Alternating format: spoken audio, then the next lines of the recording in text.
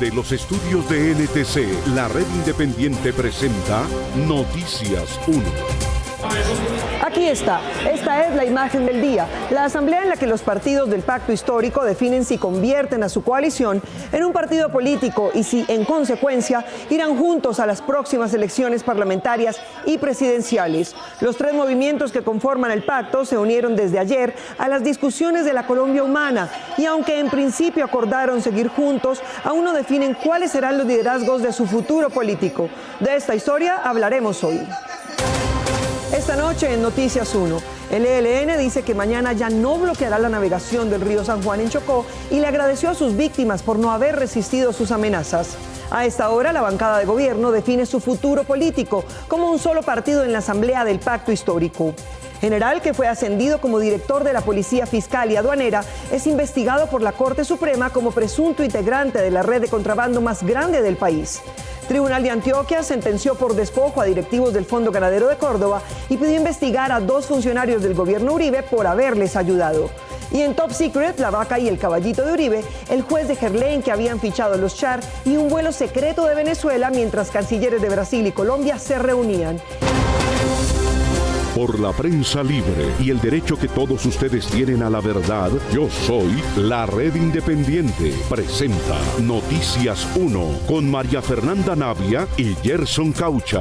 Comenzamos. El grupo ELN, que durante toda la semana sometió a la población del río San Juan en Chocó al confinamiento, el hambre y el miedo, anunció que a partir de mañana a las 6 de la mañana levantará su bloqueo y agradeció a las víctimas por su respuesta a las amenazas. Omar Alejandro. María Fernanda, por ahora ya no habrá paro armado, pero hay que esperar la voluntad del grupo que en lo que va corrido de este año ya ha realizado 3, donde los habitantes de los municipios ribereños del río San Juan han tenido que aguantar hambre y confinamientos por varios días. El grupo terrorista que dice llamarse Frente de Guerra Occidental del ELN anunció hoy el fin del paro armado en Chocó a partir de mañana a las 6 de la mañana. En un comunicado le agradeció a la población que victimizó durante una semana por haber acatado sus actos de intimidación. La orden criminal generó una crisis humanitaria en los litorales de los ríos San Juan y Baudó. Escuchar el clamor de la gente, de las familias que de allá de las comunidades que llaman, alcalde, auxílienos, haga algo, no nos deje morir. No aguantamos más la situación. La gobernadora del Chocó, Nubia Carolina Córdoba, señaló que esta situación de conflicto entre los grupos armados es constante, afectando a la población. El territorio está minado como parte de la disputa entre ELN y Clan del Golfo unos contra otros para evitar que avancen en el territorio, generando una acción de las más graves dentro de la lesa humanidad. La Iglesia Católica llamó la atención del ELN para dejar a un lado del conflicto a la población civil.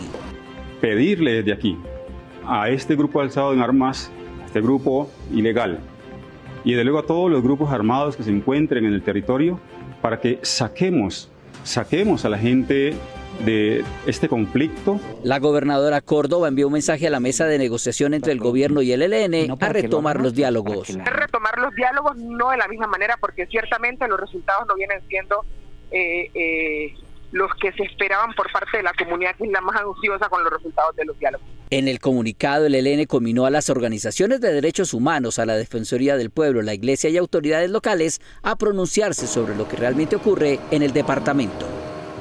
Y a esta hora están terminando las discusiones sobre la integración de la bancada de gobierno en un solo partido. Hasta hace una hora no había una decisión, pero en la Asamblea del Pacto Histórico está Miguel Ángel Peñaranda, quien a esta hora se conecta con nosotros. Miguel Ángel, ¿qué ha ocurrido por allá? Buenas noches.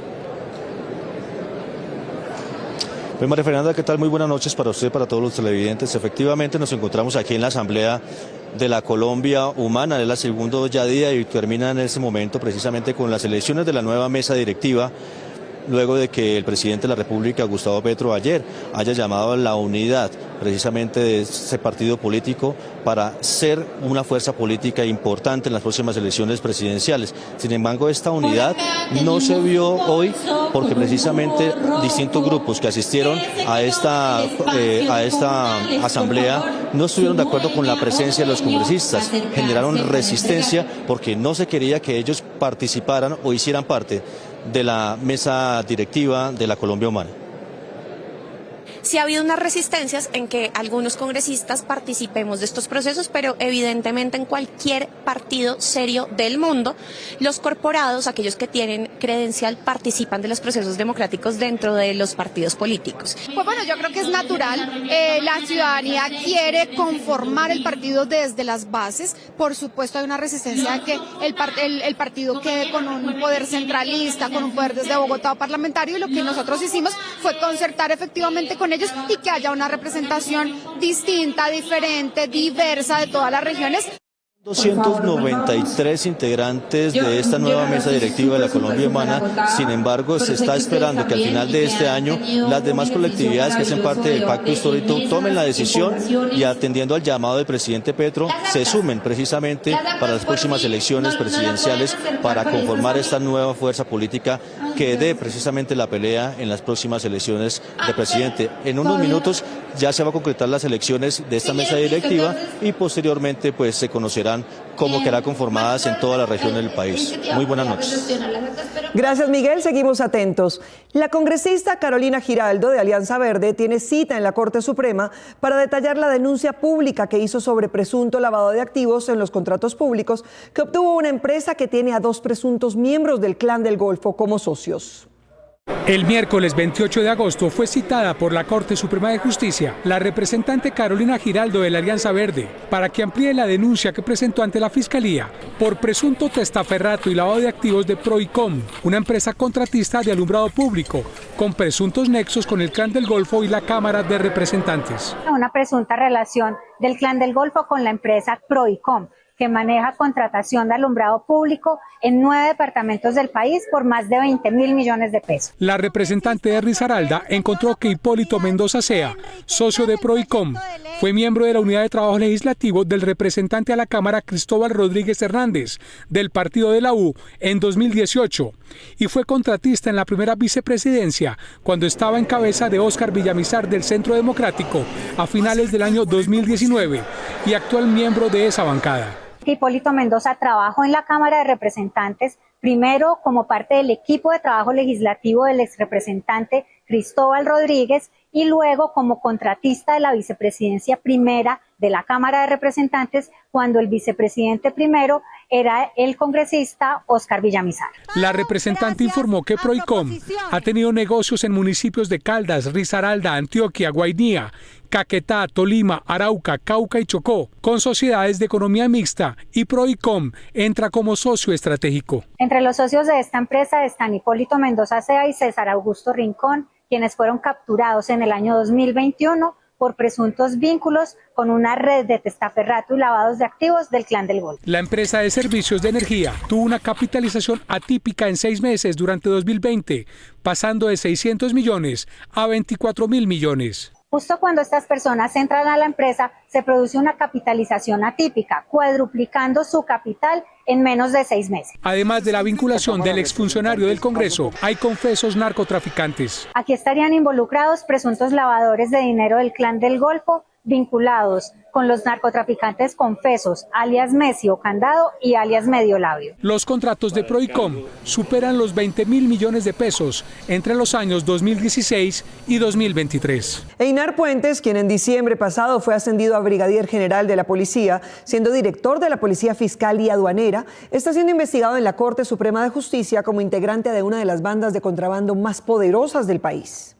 La Fiscalía Octava Delegada ante la Corte Suprema de Justicia inició una investigación al brigadier general Heiner Giovanni Puentes Aguilar, quien en diciembre pasado ascendió de coronel a general mientras dirigía la Policía Fiscal y Aduanera por su presunto papel en una organización de contrabandistas. Presuntamente había concertado con una organización criminal dedicada al contrabando de mercancías a nivel nacional para cooptar a algunos de sus subalternos a los cuales se les asignaría un cargo relacionado con el control aduanero. Noticias 1 conoció que el ente acusador tiene información de testigos y agentes encubiertos de la relación que presuntamente mantenía este general con Diego Marín, el mayor capo del contrabando en Colombia, hoy en España y solicitado en extradición por las autoridades colombianas.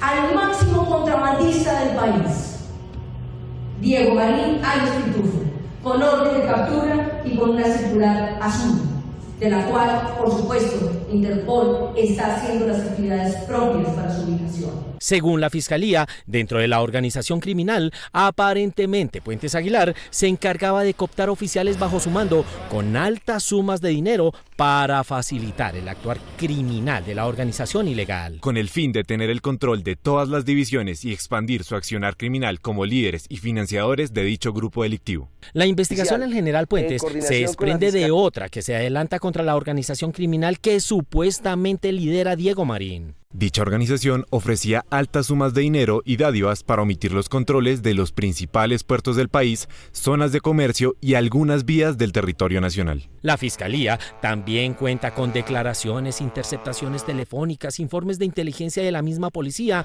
y testimonios documentados de agentes encubiertos sobre la relación de otros oficiales con el señalado capo del contrabando.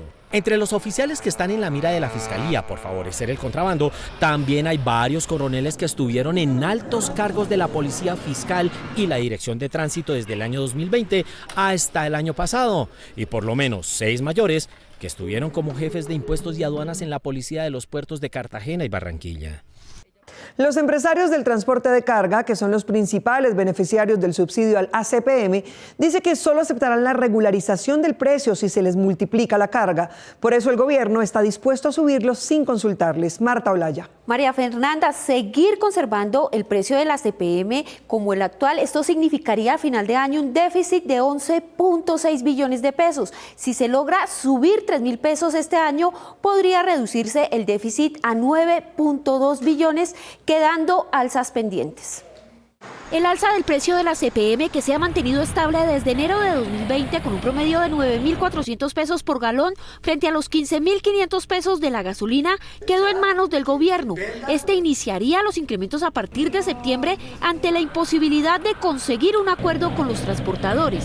El alza hay que graduarla. Entre las alternativas planteadas por el gobierno para el incremento de la CPM están realizar 3 alzas de 2.000 pesos cada una durante lo que resta de este año y principios de 2025 o hacer 2 alzas de 3.000 pesos, una este año y la otra en el 2025. Según los analistas y académicos, aunque el alza de la CPM puede provocar un incremento en los costos del transporte, no habrá mayor impacto en la inflación. Primero hay que acelerar el desmonte al subsidio a la CPM. Fácilmente puede aumentar 2.000, 2.500 pesos sin que haya ningún impacto significativo sobre la inflación.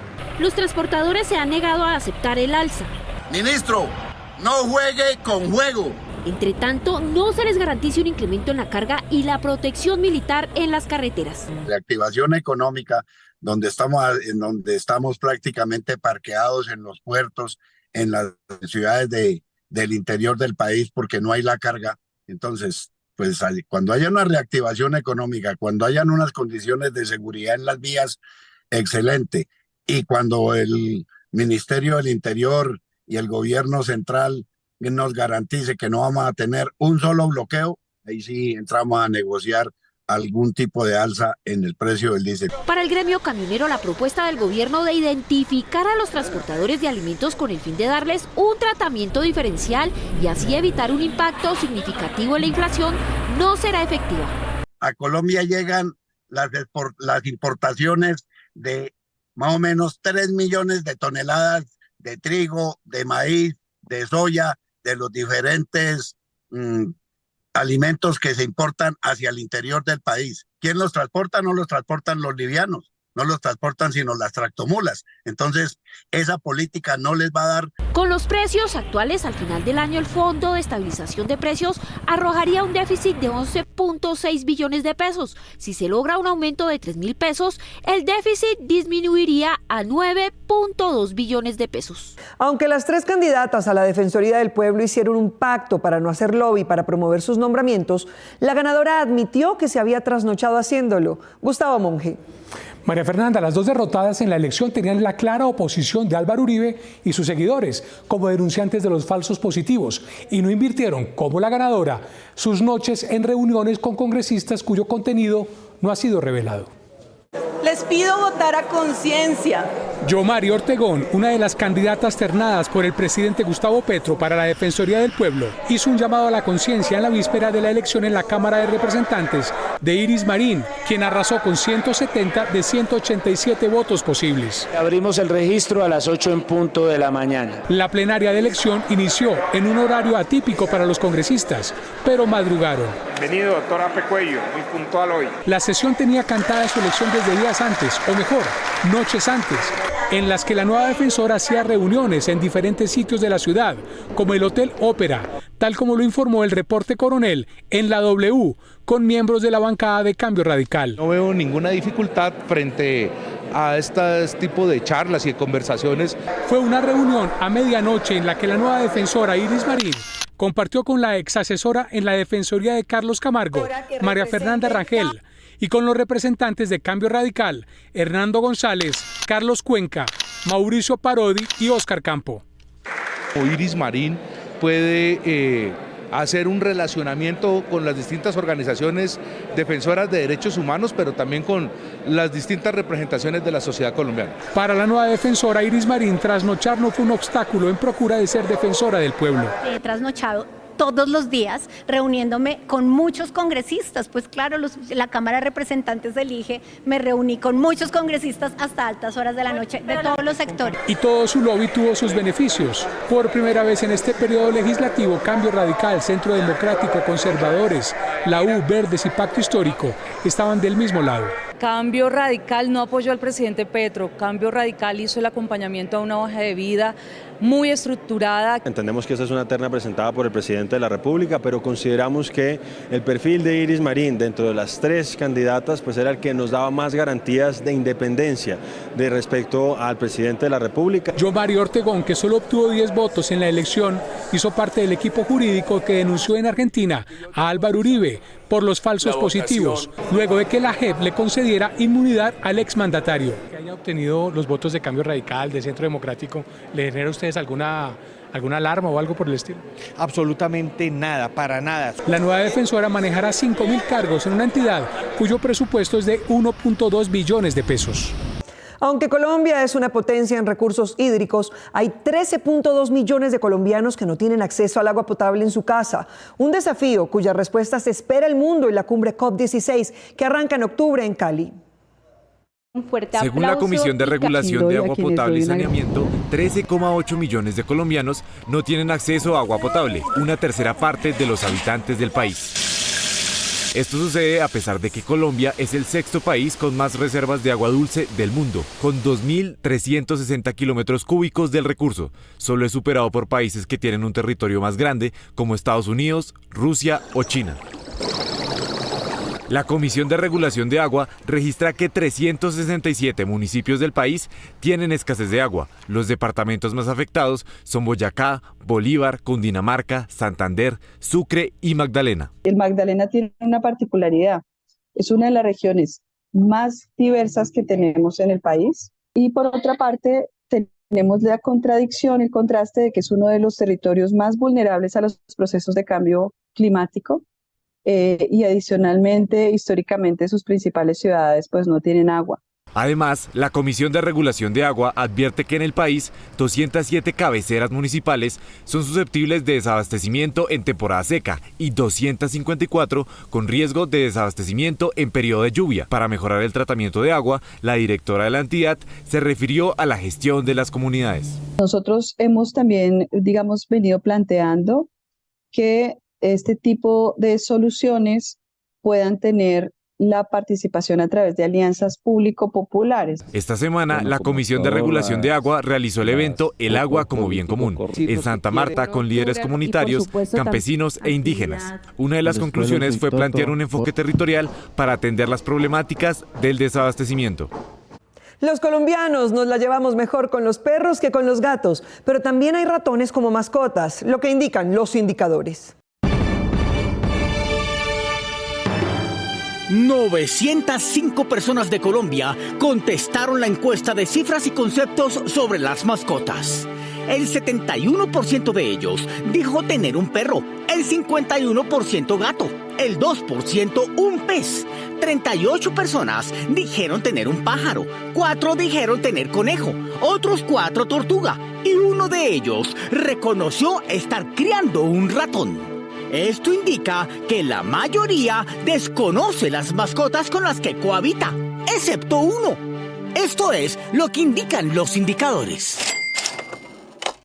La tiza y el tablero fueron por siglos las principales herramientas de aprendizaje, pero estas han sido sustituidas por miles de herramientas tecnológicas en software y hardware que estarán en la Feria de Exposición esta semana. La Feria Internacional de Tecnología para la Innovación en la Educación, Edutecnia, es un proyecto de origen colombiano y que tendrá lugar en Bogotá desde el 21 al 23 de agosto en Corferias, donde se presentarán proyectos para implementar tecnologías como la realidad aumentada y la IA en entornos educativos. Los visitantes puedan incursionar en todas soluciones que traen nuestros expositores que vienen desde 15 países.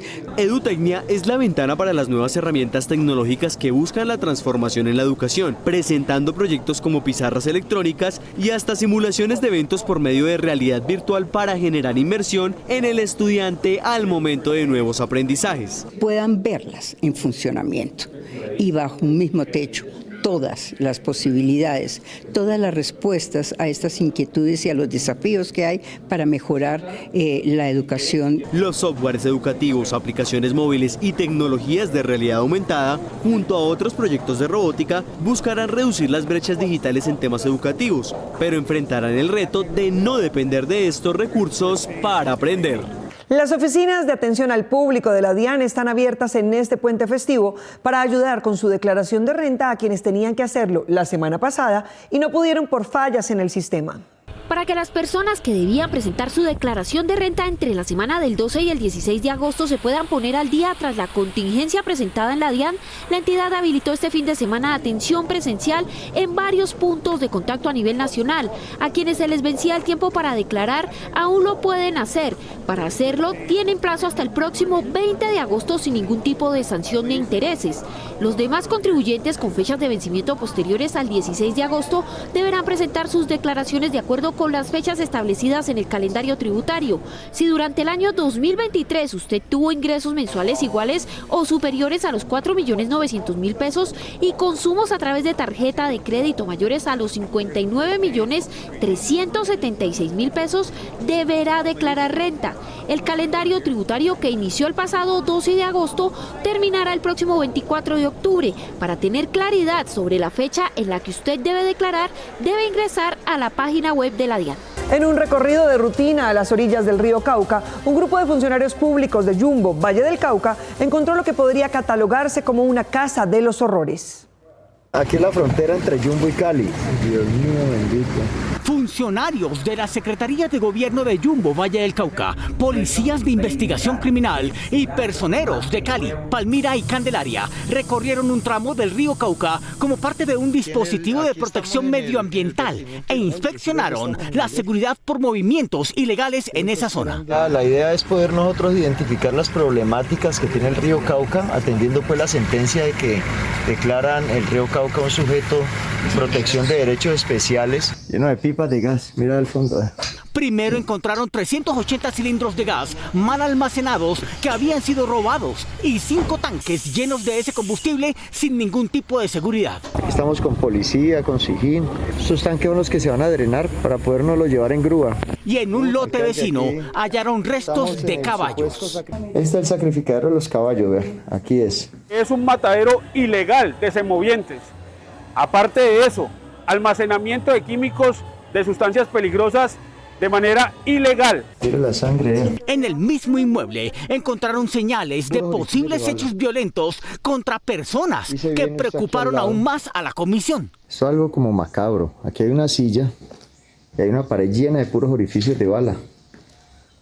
Una pared llena de orificios de bala. Hay también un espacio de tortura y sacrificio aparentemente y supuestamente de seres humanos. Aquí estamos en el sitio donde la comisión pidió intervención inmediata de la Fiscalía para conocer si este sitio era usado para sacrificios de animales o para homicidios. Pedazos de carne pegados en el techo, sangre en la pared, el piso todo lleno así como de machetazos, como si con un hacha. Las autoridades están indagando quiénes figuran como propietarios de este predio y con análisis técnico intentan establecer quiénes estuvieron allí en las últimas semanas. La temporada de vientos de agosto coincide también con la de los resfriados y afecciones respiratorias. Para prevenir, es bueno poner en práctica lo aprendido en la pandemia y reforzar nuestro sistema inmune.